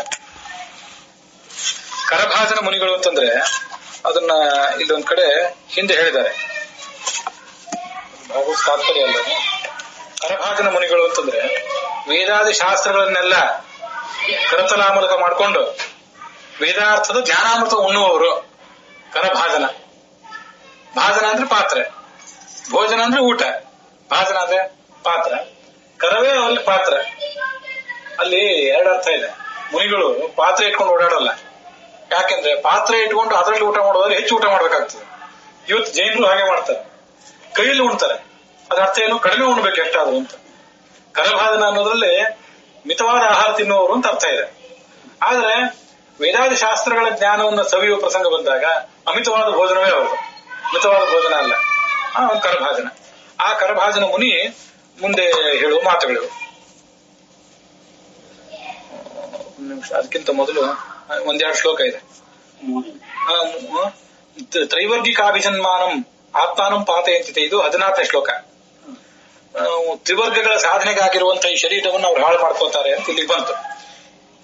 ಏತತ್ರ ಆತ್ಮಹನಃ ಅಶಾಂತಃ ಅಜ್ಞಾನೇ ಜ್ಞಾನಮಾನಿನಃ ಆತ್ಮಹನಃ. ಆತ್ಮವನ್ನು ಕೊಂದ್ಕೋತಾರೆ ಇವರು. ಮತ್ತೆ ಅಶಾಂತ, ಯಾವತ್ತೂ ಶಾಂತಿಯೇ ಇಲ್ಲ, ತಳಮಳ, ನಿತ್ಯ ತಳಮಳ. ಮತ್ತೆ ಭಗವಂತನಲ್ಲಿ ನಿಷ್ಠಾ ಇಲ್ಲ. ಶಾಂತಿ ಅಂದ್ರೆ ಮನಿಷ್ಠತ ಅದಿಲ್ಲ. ಅಜ್ಞಾನೇ ಜ್ಞಾನಮಾನಿನ, ಅಜ್ಞಾನದ ಬಗ್ಗೆನೇ ಇದೇ ಜ್ಞಾನ ಅಂತ ಒಂದು ಭ್ರಮೆ ಅವರಿಗೆ, ದುರಾಗ್ರಹ ಇಟ್ಟುಬಿಟ್ಟಿರ್ತದೆ ಅವರಿಗೆ. ಸೀದಂತೆ ಅಕೃತ ಕೃತ್ಯ, ದುಃಖಕ್ಕೊಳಗಾಗ್ತಾರೆ. ಅಕೃತ ಕೃತ್ಯ, ಏನ್ ಮಾಡ್ಬೇಕಾಗಿತ್ತೋ ಅದನ್ನು ಮಾಡದೆ ಮಾಡಬಾರ್ದೆಲ್ಲವನ್ನೂ ಮಾಡಿಬಿಟ್ಟಿರ್ತಾರೆ. ಕಾಲಧ್ವಸ್ತ ಮನೋರಥ, ಇದು ಬಹಳ ಅದ್ಭುತವಾದ್ದು. ನಮ್ಮ ಎಲ್ಲ ಈ ಬಡವ ಏನೇನೋ ಆಲೋಚನೆಗಳು ಮಾಡ್ತಿರ್ತಾನೆ, ಅವೆಲ್ಲಾ ಮನೋರಥಗಳು ಹಾಳಾಗಿ ಹೋಗ್ತವೆ. ಉತ್ಪದ್ಯಂತೆ ವಿಲೀಯಂತೆ ದರಿದ್ರಾಣ ಮನೋರಥ ಅಂತ ಒಂದು ಸುಭಾಷಿತ. ದರಿದ್ರದ ಆಸೆಗಳು ಹುಟ್ಟುತ್ತವೆ, ಸಾಯ್ತಿರ್ತವೆ, ಅವು ಈಡೇರೋದೆ ಅವಾಗ. ಇವನು ನಾನು ಆ ಪದವಿ ಪಡ್ಕೋಬೇಕು, ಮಹಾದೇವನ ಪದವಿ, ಬ್ರಹ್ಮದೇವನ ಪದವಿ, ಇಂದ್ರನ ಪದವಿ ಪಡ್ಕೋಬೇಕು ಅಂತ ನೂರಾರು ದುರಾಜ್ ಆಲೋಚನೆಗಳು ಇವರಿಗೆಲ್ಲ. ಅವರವರ ದುಷ್ಟಯೋಗ್ಯತೆ ಹೆಚ್ಚಿದಷ್ಟು ದೊಡ್ಡ ದೊಡ್ಡ ಪದವಿ ಬೇಕು ಅನಿಸ್ತಿರ್ತದೆ ಅವರಿಗೆ. ಅವರೆಲ್ಲಾ ಮನೋರಥಗಳನ್ನು ಕೂಡ ಕಾಲ ಹಾಳು ಮಾಡಿಬಿಟ್ಟಿರ್ತಾನೆ ಅಂತ. ಕಾಲ ಅಂದ್ರೆ ಒಂದು ಟೈಮ್, ಈ ಸಮಯ, ಅದು ಕಾಲ ಮುಂದೆ ಹೋದಂತೆ ಇವರೆಲ್ಲ ಆಸೆಗಳು ಹಾಳಾಗಿ ಹೋಗ್ತವೆ. ಕಾಲ ಅಂತಂದ್ರೆ ಪರಮಾತ್ಮನೂ ಹೌದು. ಆ ಪರಮಾತ್ಮನ ಸಂಕಲ್ಪದ ಮುಂದೆ ಇವನು ಪ್ರಪೋಸ್ ಮಾಡ್ತಾನೆ, ಅವನು ಡಿಸ್ಪೋಸ್ ಮಾಡಿಬಿಟ್ಟಿರ್ತಾನೆ ಅವನ್ನೆಲ್ಲವನ್ನು. ಅದು ಬಹಳ ಅದ್ಭುತವಾದ ಕಾಲಧ್ವಸ್ತ ಮನೋರಥ. ಈ ಕಾಲ ಶಬ್ದಕ್ಕೆ ಅರ್ಥ ಎಷ್ಟಿದೆ ಅಂತಂದ್ರೆ ಅದನ್ನ ಭಾಗವತ ತಾತ್ಪರ್ಯದಲ್ಲೇ ಹೇಳಿದ್ದಾರೆ ಹಿಂದೆ. ಮತ್ತೆ ಗೀತಾ ಭಾಷ್ಯ ತಾತ್ಪರ್ಯಗಳಲ್ಲಿದೆ. ಇದನ್ನ ವ್ಯಾಕರಣ ಕಲಿಯುವ ದೃಷ್ಟಿಯಿಂದ ಗಮನಿಸ್ಬೇಕು. ಕಾಲ ಶಬ್ದ ಹುಟ್ಟಿದ್ದ ಹೇಗೆ ಅಂದ್ರೆ, ನೀವು ಕೋಶ ತೆಗೆದು ನೋಡಿದ್ರೆ ಕಲ ಸಂಖ್ಯಾನ ಅಂತ ಧಾತು. ಸಂಖ್ಯಾನ ಅಂದ್ರೆ ಕೂಡಿಸುವುದು, ಡೇ ಬೈ ಡೇ ಆಡ್ ಮಾಡ್ತಾ ಹೋಗೋದಕ್ಕೆ ಕಾಲ ಅಂತ ಕರೀತಾರೆ. ಸಂಕಲನ ಅಂದ್ರೆ ಕೂಡಿಸುವುದು. ಆಮೇಲೆ ವ್ಯವಕಲನ ಅಂತಂದ್ರೆ ಕಳೆಯುವುದು, ನಮ್ಗೆ ಗೊತ್ತಿದೆ. ಕಲಯತೀತಿ ಕಾಲ, ಡೇ ಬೈ ಡೇ ನಮ್ಮ ಆಯುಷ್ಯಕ್ಕೆ ಇದು ದಿವಸಗಳನ್ನು ಸೇರಿಸ್ತಾ ಹೋಗ್ತದೆ, ಇದಕ್ಕೆ ಕಾಲ. ಅಲ್ಲಿ ಗೀತಾ ಭಾಷೆಯಲ್ಲಿ ಒಂದು ಮಾತಿದೆ, ಕಾಲ ಮೃತ್ಯು ಕಾಲ ಸರ್ವಹರಶ್ಚಾಸ್ಮಿ. ಹಾಗೆ ಆ ಭಗವದ್ಗೀತಾದ ಮಾತನ್ನು ವಿವರಿಸುವಾಗ ಹೇಳ್ತಾರೆ, ಅದು ಬರೇ ಕಲಸಂಖ್ಯಾನೇ ಧಾತು ಅಲ್ಲ, ಕಲ ಕಾಮಧೇನು ಅಂತ ಒಂದು ಧಾತು ಇದೆ. ಆ ಧಾತುವಿನಿಂದ ಹುಟ್ಟಿದ ಕಾಲ ಶಬ್ದ ಅಂತ ಹೇಳ್ತಾರೆ ಆಚಾರ್ಯ. ಅದು ಭಾರಿ ಇಷ್ಟವಾದ. ಕಾಮಧೇನು ಏನ್ ಮಾಡ್ತದೆ? ಎಲ್ಲವನ್ನೂ ಕೊಡ್ತದೆ. ಕಲಧಾತು ಏನ್ ಕೊಡ್ತದೆ ಅಂದ್ರೆ ಎಲ್ಲವನ್ನೂ ಕೊಡ್ತದೆ ಅಂತ. ಗಮಲ ಧಾತುವಿಗೆ ಹೋಗೋದಂತ ಅರ್ಥ, ಅದ ಧಾತುವಿಗೆ ತಿನ್ನೋದಂತ ಅರ್ಥ. ಅದ ಧಾತುವಿಗೆ ಹೋಗುವಂತ ಅರ್ಥ ಇಲ್ಲ, ಗಮ ಧಾತುವಿಗೆ ತಿನ್ನುವಂತ ಅರ್ಥ ಇಲ್ಲ. ಕಲಧಾತುವಿಗೆ ಎಲ್ಲರೂ ಅರ್ಥ ಇದೆ. ಸಂದರ್ಭಕ್ಕನುಸಾರವಾಗಿ ನಿಮ್ಗೆ ಏನ್ ಅರ್ಥಗಳು ಬೇಕೋ ಆ ಎಲ್ಲಾ ಅರ್ಥಗಳು ಕಲಧಾತುವಿನಲ್ಲಿವೆ. ಕಲ ಕಾಮಧೇನವಿತಿ ಪಠಂತಿ ಅಂತ ಹೇಳ್ತಾರೆ ಆಚಾರ್ಯ. ಅಲ್ಲಿ ಕಲ ಕಾಮಧೇನು ಅಂದ್ರೆ ಧಾತುವನ್ನೇ ತೆಗೆದು ನೋಡ್ಬೋದು. ಈಗ ಮತ್ತೆ ಅದಕ್ಕೆ ವಿವರಣೆ ಏನ್ ಹೇಳ್ತಾರಂದ್ರೆ, ಕಾಲ ಶಬ್ದ ಭಗವತಃ ಸರ್ವಾನುಗುಣಾನ್ ವ್ಯಕ್ತಿ. ಕಾಲ ಶಬ್ದ ಒಂದೇ ಶಬ್ದದಿಂದ ಭಗವಂತನ ಎಲ್ಲಾ ಗುಣಗಳು ಸಮಷ್ಟಿಯಾಗಿ ತಿಳಿದು ಬರ್ತಾವೆ ನಮಗೆ. ಅಷ್ಟ ಅರ್ಥ ಇದೆ ಕಾಲ ಶಬ್ದಕ್ಕೇನೆ. ಮತ್ತೆ ಇಷ್ಟ ಮೇಲೆ ಅದಕ್ಕೆ ಕೊಟೇಶನ್ಗಳನ್ನ ಹೇಳಿದ್ದಾರೆ ಆಚಾರ್ಯ. ಗೀತಾ ಭಾಷೆ ತಾತ್ಪರ್ಯದಲ್ಲಿ ಹೇಳಿದ್ದಾರೆ, ಭಾಗವತ ತಾತ್ಪರ್ಯದಲ್ಲೂ ಹೇಳಿದ್ದಾರೆ. ಏನದು? ಕಾಲ ಸರ್ವ ನಿಯಂತ್ರತ್ವ, ಎಲ್ಲವನ್ನೂ ನಿಯಂತ್ರಿಸುವುದರಿಂದ ಕಾಲ. ಮತ್ತೊಂದು ಕಾಲ ಕಲಿತ ಸಂಪೂರ್ಣ ಸದ್ಗುಣತ್ವ ಜನಾರ್ದನ. ಕಲಿತ ಸಂಪೂರ್ಣ ಸದ್ಗುಣತ್ವ ಕಾಲ. ಎಲ್ಲಾ ಸದ್ಗುಣಗಳನ್ನು ಕಲಿತ ಒಂದು ಸಂಕಲನ ಮಾಡ್ಕೊಂಡು ಒಂದು ರಾಶಿ ಹಾಕಿ ತನ್ನಲ್ಲಿ ಇಟ್ಕೊಂಡವನು, ಅದಕ್ಕಾಗಿ ಅವನಿಗೆ ಕಾಲ ಅಂತ ಕರೀತಾರೆ. ಹೀಗೆ ಕಾಲ ಸರ್ವ ನಿಯಂತ್ರತ್ವ ಒಂದರ್ಥ, ಎಲ್ಲವನ್ನು ನಿಯಂತ್ರಿಸುವುದಂತ ಒಂದರ್ಥ, ಎಲ್ಲಾ ಸದ್ಗುಣಗಳ ಕಡಲಾದ್ರಿಂದ ಕಾಲ. ಹೀಗೆ ಎರಡು ಅರ್ಥಗಳಿವೆ. ಹೀಗೆ ನೋಡಿ, ಕಾಲ ಸರ್ವ ನಿಯಂತ್ರತ್ವ, ಎಲ್ಲವನ್ನೂ ನಿಯಂತ್ರಿಸ್ತಾನೆ, ಎಲ್ಲಾ ವ್ಯಕ್ತಿಗಳನ್ನೂ ನಿಯಂತ್ರಿಸ್ತಾನೆ, ಎಲ್ಲಾ ವ್ಯಕ್ತಿಗಳ ಎಲ್ಲಾ ಭಾವನೆಗಳನ್ನೂ ನಿಯಂತ್ರಿಸ್ತಾನೆ.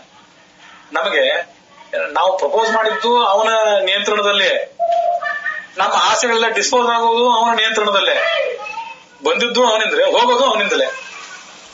ಗೀತಾದಲ್ಲಿ ಅದನ್ನು ಸ್ಪಷ್ಟವಾಗಿ ಹೇಳಿದ್ದಾರೆ. ಮತ್ತ ಏ ವೇದಿ ತಾನ್ ವಿದ್ಯೆ ಏಚಾಪಿ ಸಾತ್ವಿಕಾಭಾವ ರಾಜಸಾಸ್ ತಾಮಸಾಸ್ತೆಯೇ.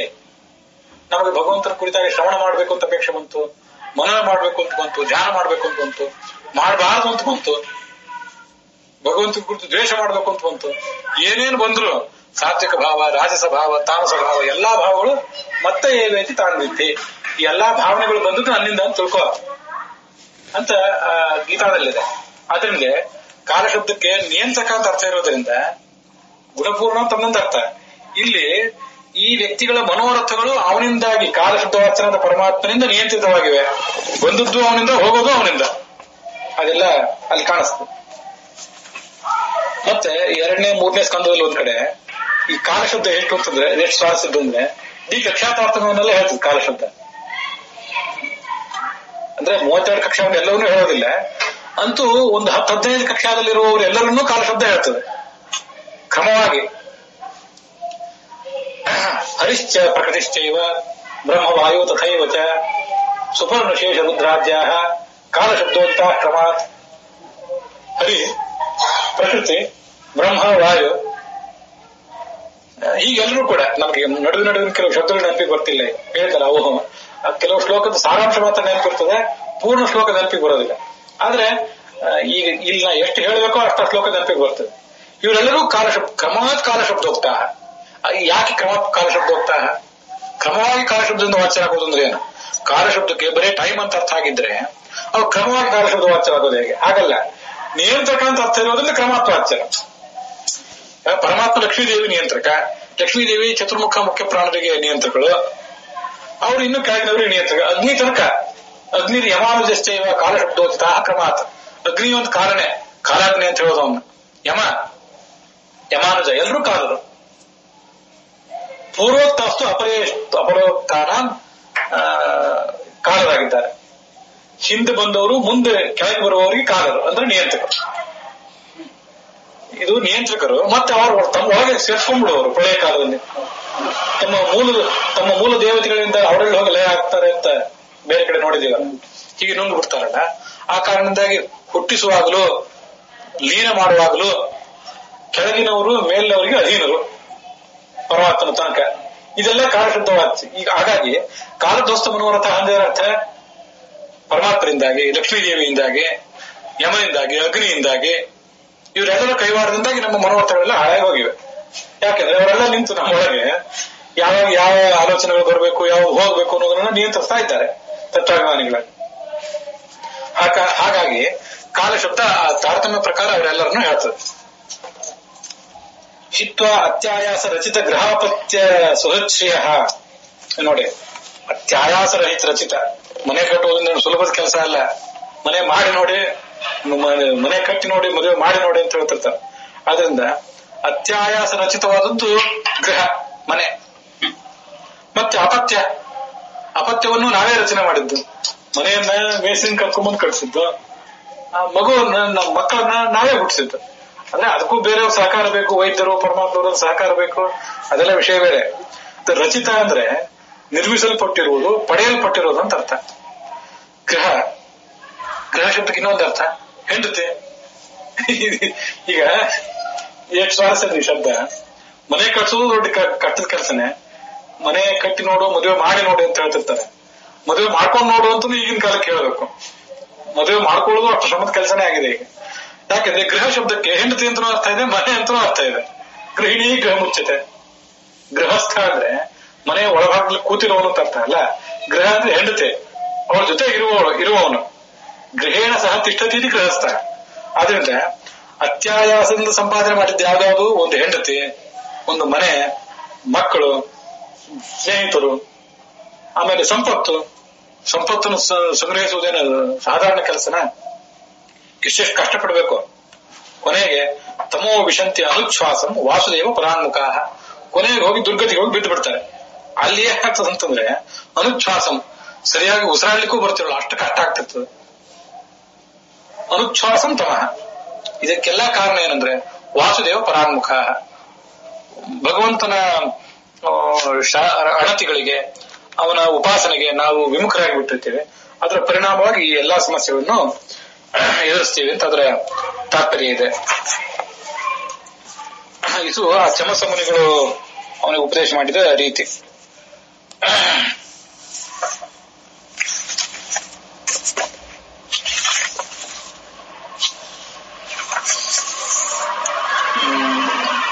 ತಮೋ ವಿಶಂತಿ ಅನುಶ್ವಾಸಂ ವಾಸುದೇವ ಪರಾನ್ಮುಖ.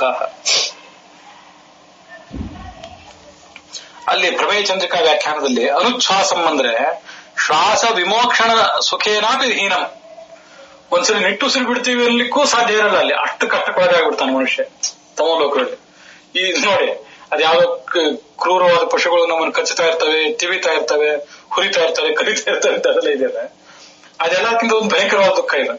ಎಷ್ಟೇ ದುಃಖ ಬರ್ಲಿ ಕೊನೆ ಒಂದು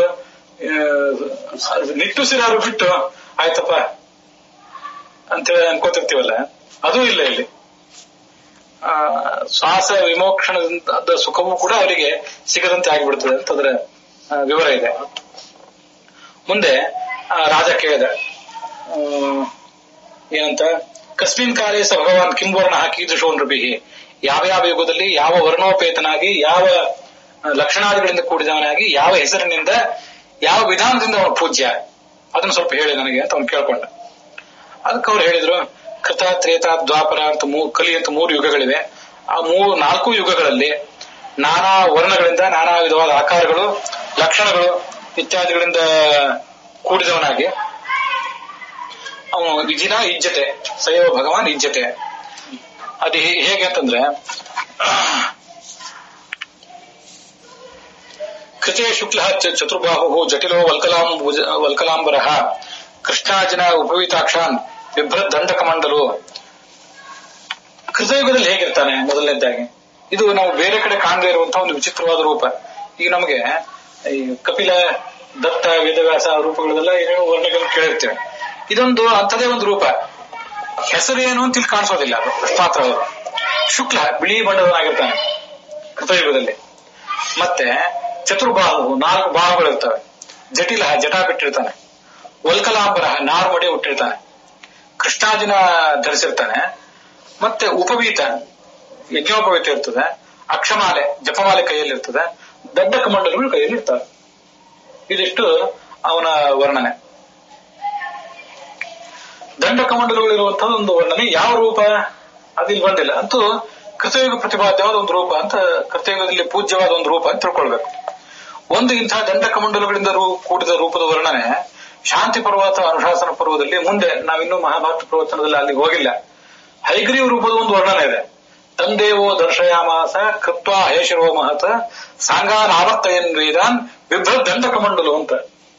ಇದನ್ನು ಹೈಗ್ರೀವ ರೂಪದ ಉಪಾಸನೆ ಧ್ಯಾನ ಮಾಡ್ಲಿಕ್ಕೆ ಯಾವಾಗಾದ್ರೂ ಬೇಕಾದ್ರೆ, ನಮಗೀಗ ತಂತ್ರಸಾರೋಕ್ತವಾದ ಶ್ಲೋಕದಲ್ಲಿ ದಂಡ ಕಮಂಡಲಗಳ ಬಗ್ಗೆ ಉಲ್ಲೇಖ ಇಲ್ಲ. ಚತುರ್ಮುಖ ಬ್ರಹ್ಮನಿಗೆ ಪರಮಾತ್ಮ ತನ್ನ ಹೈಗ್ರೀವ ರೂಪವನ್ನು ತೋರಿಸಿದ ಅಂತ ಅಲ್ಲಿದೆ. ಅದೆಂಥದ್ದು ಅಂತಂದ್ರೆ, ಬಿಭ್ರತ್ ತಮ್ ದೇವೋ ದರ್ಶಯಾಮಾಸ ಕೃತ್ವ ಹಯಶಿರಂ ವಪುಹು, ದೊಡ್ಡ ರೂಪವನ್ನು ತೋರಿಸಿದ. ಸಾಂಗಾನ್ ಆವರ್ತಯನ್ ವೇದಾನ್, ಅದು ತಂತ್ರಸಾರದಲ್ಲೂ ಇದೆ.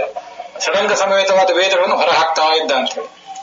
ಮತ್ತೆ ದಂಡಕಮಂಡಲವನ್ನು ಹಿಡಿದಿದ್ದ ಅಂತ ಅನ್ನೋದು ಅಲ್ಲಿ ಬಂದಿಲ್ಲ ತಂತ್ರಸಾರದಲ್ಲಿ. ಒಂದೇ ತುರಂಗವಾದ ಶ್ಲೋಕದಲ್ಲಿ ಅದು ಬಂದಿಲ್ಲ. ವಾದಿರಾಜ ಸ್ವಾಮಿಗಳು ಕೂಡ ತಮ್ಮ ಸಾಹಿತ್ಯದಲ್ಲಿ ದಂಡಕಮಂಡಲು ಹಿಡಿದು ಹೈಗ್ರೀವ ರೂಪವನ್ನು ಎಲ್ಲೂ ವರ್ಣನೆ ಮಾಡಿಲ್ಲ. ಅದೊಂದು ಮಹಾಭಾರತದಲ್ಲಿ ಆ ಕಾಣಿಸ್ತದೆ. ಇಲ್ಲಿ ದಂಡಕಮಂಡಲ ಒಂದು ನೆನಪಿಗೆ ಬಂತಲ್ಲ, ಅದಕ್ಕೆ ಅದು ನೆನಪಿಗೆ ಬಂತ ಹೇಳಿದೆ ಅಷ್ಟೇ.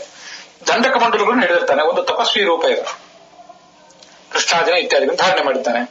ಮತ್ತೆ ಆವಾಗ ಮನುಷ್ಯರಾದವರು ಹೇಗಿರ್ತಾರೆ ಅದನ್ನ ಇಲ್ಲಿ ವರ್ಣನೆ ಮಾಡ್ತಾರೆ. ಶಾಂತರಾಗಿರ್ತಾರೆ. ಮನುಷ್ಯಾಸ್ತುತ ಶಾಂತಾಹ ನಿರ್ವೈರಾಹ, ಪರಸ್ಪರ ವೈರ ಇಲ್ಲದೆ ಇದ್ದವರು, ಭಗವದ್ಭಕ್ತರು, ಹಿತೈಷಿಗಳು, ಸರ್ವತ್ರ ಭಗವಂತನನ್ನ ಕಾಣ್ತಾರೆ. ಸುಹೃದ, ಎಲ್ಲಾ ಕಡೆ ಭಗವಂತ ಸಮದರ್ಶಿಗಳಾಗಿರ್ತಾರೆ. ಭಗವಂತ ಸಮಾನನಾಗಿ ಎಲ್ಲಾ ಕಡೆ ದೋಷ ದೂರನಾಗಿ ಗುಣಪೂರ್ಣನಾಗಿದ್ದಾನೆ ಅಂತ ಕಾಣ್ತಾರೆ. ಕಂಡು ಅವನನ್ನೊಬ್ಬನನ್ನೇ ತಪಸ್ಸು ಶಮದಮಾದಿಗಳಿಂದ ಆರಾಧಿಸ್ತಾರೆ. ಮತ್ತೆ ಬೇರೆ ದೇವತೆಗಳನ್ನ ಹರಿಭಕ್ತರು, ಗುರುಗಳಂತೂ ಉಪಾಸನೆ ಮಾಡ್ತಾರೆ. ಹಂಸಃ ಸುಪರ್ಣೋ ವೈಕುಂಠಃ ಧರ್ಮೋ ಯೋಗೇಶ್ವರೋ ಮಲಃ ಈಶ್ವರ ಪುರುಷೋ ವ್ಯಕ್ತ ಪರಮಾತ್ಮೀತಿ ಗೀಯತೆ. ನೋಡಿ, ಹೆಸರು ಯಾವುದು ಅಂತ ನಿರ್ದಿಷ್ಟವಾಗಿ ಹೇಳಲಿಲ್ಲ. ಈ ಎಲ್ಲಾ ಶಬ್ದಗಳಿಂದ ಆ ಕಾಲದಲ್ಲಿ ಭಗವಂತ ವಾಚನಾಗ್ತಾನೆ ಅಂತಿದೆ. ನಾವು ಇದನ್ನ ತಿಳ್ಕೊತಾ ಹೋಗ್ಬೇಕಷ್ಟೆ. ಇದನ್ನ ಈ ಶ್ಲೋಕವನ್ನು ನೋಡೋದ್ರಲ್ಲೇ ಇದಕ್ಕೆ ಬೇರೆ ಬೇರೆ ವ್ಯಾಖ್ಯಾನಕಾರರು ಹೆಚ್ಚೇನು ಬರೆದಿಲ್ಲ. ಇದಕ್ಕೆ ಹಂಸ ಇತ್ಯಾದಿ ಎಲ್ಲವನ್ನೂ ಕೂಡ ಬರೆದಿಲ್ಲ. ನಾವು ಭಾಗವತ ತಾತ್ಪರ್ಯದಲ್ಲಿ ಬೇರೆ ಕಡೆ ಬಂದಂತೆ ಇದನ್ನ ನಾವು ನೋಡಿ ತಿಳ್ಕೋಬಹುದು. ಹೇಗೆ ಹಂಸ ಅದೇನು ಅದನ್ನು ಹಾರಾತ್ ಪೂರ್ವ ಶರೀರಾಣಾಂ ನವಾನಾಂ ಸಂಚಯೇನ ಚ ಜೀವೋ ಹಂಸ ಇತಿ ಪ್ರೋಕ್ತ ತದ್ದೇತುತ್ವಾತ್ ಹರಿಃಪರಃ ಅಂತ ಭಾಗವತ ತಾತ್ಪರ್ಯದಲ್ಲೇ ಇದೆ. ಮುಂದೆ ಬರುತ್ತೆ ಒಂದ್ ಕಡೆ. ಇದು ನೋಡ್ರಿ, ಈಗ ಹಂಸ ಅಂತ ತೆಗೆದು ನೋಡ್ಬಿಟ್ರೆ ಅದೊಂದು ಬೇರೆ ಅರ್ಥ ಕೊಟ್ಟಿರ್ತಾರೆ ವ್ಯಾಕರಣದ ಪ್ರಕಾರ. ಹಮ್ ಅನ್ನೋದಕ್ಕೊಂದು ಅರ್ಥ ಇದೆ, ಸ ಅನ್ನೋದಕ್ಕೊಂದು ಅರ್ಥ ಇದೆ. ನಮ್ಮ ವ್ಯಾಕರಣದ ಪ್ರಕಾರ. ಈಗಿನ ವ್ಯಾಕರಣದ ಪ್ರಕಾರ ಇಡೀ ಶಬ್ದಕ್ಕೊಂದು ಅರ್ಥ, ಇನ್ನೊಂದು ಪ್ರತ್ಯಯಕ್ಕೆ ಏನರ್ಥ ಅದು ಗೊತ್ತಿಲ್ಲ. ನಮ್ಮಲ್ಲಿ ಹಮ್ ಅನ್ನೋದಕ್ಕೊಂದು ಅರ್ಥ, ಸ ಅನ್ನೋದಕ್ಕೊಂದು ಅರ್ಥ. ಅದೇನು ಹಮ್ ಅಂದ್ರೆ ಬಿಡೋದು ಅಂತ ಅರ್ಥ. ಏನ್ ಬಿಡೋದು? ಹಿಂದಿನ ಶರೀರವನ್ನು ಬಿಟ್ಟು ಮುಂದಿನ ಶರೀರಕ್ಕೆ ಹೋಗೋದು. ಇದಕ್ಕಾಗಿ ನಾವು ಹಂಸರು, ಪರಮಾತ್ಮನು ಹಂಸ. ಯಾಕೆಂತಂದ್ರೆ ನಾವು ಬಿಡ್ಲಿಕ್ಕೂ ಅದನ್ನು ತಗೊಳ್ಳಿಕ್ಕೂ ಅವನೇ ಕಾರಣ. ತದ್ದೇತುತ್ವ ಹರಿಪರಹ, ಪರನಾದ ಹರಿಯೇ ಹಂಸ. ಹಾಗಾಗಿ ಅವನಿಗೆ ಹಂಸ, ನಾವು ಬರೇ ಹಂಸರಾದ್ರೆ ಅವನು ಪರಮಹಂಸ ಅಂತ ಅವನನ್ನು ಉಪಾಸನೆ ಮಾಡಬಹುದಾದ್ರೆ. ಇದು ಇನ್ನೂ ಒಂದು ಕಾಟಕೋಪನಿಷತ್ ಭಾಷೆಯಲ್ಲಿ ಹೇಳಿದಂತೆ ಶುದ್ಧ ಅಂತ ಅರ್ಥ ಹಂಸ ಅಂತಂದ್ರೆ. ಅದು ಬಂದಿದೆ. ಹಂಸ ಶುಚಿಷದ್ ವಸುರಂತರಿಕ್ಷ ಸದ್ ಅಂತ ವೇದ ಮಂತ್ರ ಇದೆ ಕಾಟಕೋಪನಿಷತ್ನಲ್ಲಿ. ಮಹಾನಾರಾಯಣ ಉಪನಿಷತ್ನಲ್ಲೂ ಇದೆ. ನಾವು ಯಜುರ್ವೇದಿಗಳು ಋಗ್ವೇದಿಗಳು ಏನ್ ಮಾಡ್ತಾರೋ ಗೊತ್ತಿಲ್ಲ, ಮಧ್ಯಾಹ್ನ ಸಂಧ್ಯಾ ವಂದನದಲ್ಲಿ ಅರ್ಘ್ಯಕ್ಕೆ ಅದನ್ನು ಉಪಯೋಗ ಮಾಡ್ತೇವೆ ಮಂತ್ರ. ಅಲ್ಲಿ ಹಂಸ ಅಂದ್ರೆ ಶುದ್ಧ ಅಂತ ಅರ್ಥ. ಸುಪರ್ಣ ಅಂದ್ರೆ ಏನು? ಸುಪರ್ಣ ಸುಪರಾನಂದ ಅಂತ ಭಾಗವತ ತಾತ್ಪರ್ಯದಲ್ಲೇ ಇದೆ. ಸುಪರ್ಣ ಇಲ್ಲಿ ನೋಡ್ರೆ, ಪರ್ಣ ಅಂದ್ರೆ ರೆಕ್ಕೆ, ಶ್ರೇಷ್ಠವಾದ ರೆಕ್ಕೆ ಉಳ್ಳವನು, ಈಗಿನ ಅರ್ಥ. ಅಷ್ಟೇ ಅಲ್ಲ, ಸುಪರ್ಣ ಈಗಿನ ಶಬ್ದಗಳು ಸುಪರ್ಣ 3 ಅಕ್ಷರದ ಶಬ್ದ. ಅಲ್ಲಿ ಸುಪರ್ಣ 4 ಅಕ್ಷರ ಇದೆ. ಅದೇನು? ನ ಅಂದ್ರೆ ಆನಂದ ಅಂತ ಅರ್ಥ. ಶ್ರೇಷ್ಠವಾದ ಆನಂದವುಳ್ಳವನಾದ್ರಿಂದ ಭಾಗವತ ತಾತ್ಪರ್ಯದಲ್ಲಿ ಬರೋ ಮಾತಿದು. ಸುಪರ್ಣ ಸುಪರಾನಂದಾತ್, ಅತ್ಯಂತ ಶ್ರೇಷ್ಠವಾದ ಆನಂದವುಳ್ಳವನಾದ್ರಿಂದ ಸುಪರ್ಣ. ವೈಕುಂಠ ಲೋಕದಲ್ಲಿದ್ದವನು. ಇದಕ್ಕೆ ನಿಷ್ಪತ್ತಿ ನೆನಪಿಲ್ಲ, ತತ್ಕಾಲದಲ್ಲಿ ಯಾವ್ಯಾವ ನೆನಪಾಗ್ತದೆ ಹೇಳ್ತಾ ಹೋಗಿರ್ತೇನೆ. ಧರ್ಮೋ ಧಾರಯತೆ ಪ್ರಜಾ, ಅದು ಭಾಗವತ ತಾತ್ಪರ್ಯದಲ್ಲಿದೆ. ಎಲ್ಲವನ್ನು ಧರಿಸಿದ್ರಿಂದ ಭಗವಂತನೇ ಧರ್ಮ. ಯೋಗೇಶ್ವರ, ಯೋಗ ಅಂತಂದ್ರೆ ಯೋಗೋ ಉಪಾಯ, ಜ್ಞಾನ ಪ್ರಾಪ್ತಿಗೆ ಏನು ಉಪಾಯ ಇದೆ ಆ ಉಪಾಯವನ್ನು ನಾವು ಕೊಡುವವನೇ ಪರಮಾತ್ಮ, ತಿಳಿಸ್ಕೊಡುವವನೇ ಪರಮಾತ್ಮ. ಅದರಿಂದ ಅವನೇ ಯೋಗೇಶ್ವರ. ಅಮಲ, ಶುದ್ಧ. ಈಶ್ವರ ಅಂತಂದ್ರೆ ಇದಕ್ಕೆ ಗೀತಾ ತಾತ್ಪರ್ಯದಲ್ಲಿ ಒಂದು ಅರ್ಥ ಹೇಳಿದ್ದಾರೆ. ಈಗ ಈಶ ಐಶ್ವರ್ಯ ಅಂತ ಒಂದು ಧಾತು ಇದೆ. ಈಶ್ವರನ ಶಬ್ದಕ್ಕೆ ಹಾಗರ್ಥ. ಅದಕ್ಕೆ ವರ ಪ್ರತ್ಯಯ. ಈಶ ಐಶ್ವರ್ಯ ಅಂದ್ರೆ ಆಳೋದು ಅಂತ ಅರ್ಥ, ಇನ್ನೊಬ್ಬರನ್ನ ರೂಲ್ ಮಾಡೋದು. ಈಶ ಐಶ್ವರ್ಯ, ಅದಕ್ಕೆ ವರ ಪ್ರತ್ಯಯ ಬಂದ್ರೆ ಈಶ್ವರ ಶಬ್ದ ಆಗಿರೋದು. ಈಗ ಅಲ್ಲೇನ್ ಹೇಳ್ತಾರಂದ್ರೆ ಈಶವರ ನೋಡಿ, ಇದು ಅಷ್ಟೇ. ಸುಪರ ನ ಅಂತ 4 ಅಕ್ಷರಗಳನ್ನು ತೋರಿಸಿದ್ವಲ್ಲ ಹಿಂದೆ, ಈಗಿರೋದು 3 ಅಕ್ಷರ. ಅರ್ಥ ಹೇಳುವ ತೋರಿಸಿದ 4 ಅಕ್ಷರ. ಹಾಗೆ ಈಶ್ವರ 3 ಅಕ್ಷರ. ಅರ್ಥ ಹೇಳಿರೋದು ಈಶವರ. ಶ್ಲೋಕ ನನಗೆ ನೆನಪಿಲ್ಲ, ಹಾಗೆ ಅರ್ಥ ಹೇಳ್ತಾನೆ. ಈಶ್ವರಾದ ಚತುರ್ಮುಖ ಬ್ರಹ್ಮಾದಿಗಳಿಗಿಂತ ವರ ಶ್ರೇಷ್ಠ. ಈಶವರ, ಅದು ಹೋಗಿ ಈಶ್ವರ ಆಗಿದೆ. ಇದನ್ನ ಗೀತಾ ಪ್ರಸ್ಥಾನದಲ್ಲಿ ಆಚಾರ್ಯ ವಿವರಿಸಿದ್ದಾರೆ. ಈಶ್ವರ ಪುರುಷ ಅಂತಂತೂ ಗೊತ್ತಿದ್ದೆ, ಖ್ಯಾತವಾದ ಶಬ್ದ. ಅವನು ಎಲ್ಲಾ ಪುರಗಳಲ್ಲೂ ಇರುವವನಾದ್ರಿಂದ ಪುರುಷ. ಅವ್ಯಕ್ತ, ಅವನು ಕೂಡ ಸುಲಭವಾಗಿ ಯಾರಿಗೂ ವ್ಯಕ್ತನಾಗುವವನಲ್ಲ. ಪರಮಾತ್ಮ, ಬರೇ ಆತ್ಮ ಅಲ್ಲ, ಪರಮಾತ್ಮ. ಎಲ್ಲಾ ಗುಣಗಳಿಂದಲೂ ಕೂಡ ಅವನು ಕೂಡಿದವನು, ಅತ್ಯಂತ ಆಪ್ತನಾದವನು ಅಂತ ಈಗ ಅವನ ವಿವರಣೆ ಇದೆ. ಈ ಇಷ್ಟೆಲ್ಲ ಹೆಸರುಗಳಿಂದ ಆಗ ಕೃತಯುಗದಲ್ಲಿ ಜ್ಞಾನಿಗಳ ಮೂಲಕ ಅವನು ಗೀತನಾಗಿದ್ದಾನೆ. ಜ್ಞಾನಿಗಳು ಅವನನ್ನು ಸ್ತೋತ್ರ ಮಾಡ್ತಾರೆ. ಅಲ್ಲಿಗೆ ಈ 11ನೇ ಸ್ಕಂದದ 5ನೇ ಅಧ್ಯಾಯದ 23ನೇ ಶ್ಲೋಕ, ಕರಭಾಜನದು ವಿವರಿಸ್ತಾ ಇರುವಂತಹ ಭಾಗ, ಅದರಲ್ಲಿ 23ನೇ ಶ್ಲೋಕ ಇಲ್ಲಿಗೆ ಸಮಾಪ್ತವಾಗಿದೆ. ಈ ಭಾಗವು ಕೂಡ ಮುಕ್ತಾಯ ಕಂಡಿದೆ.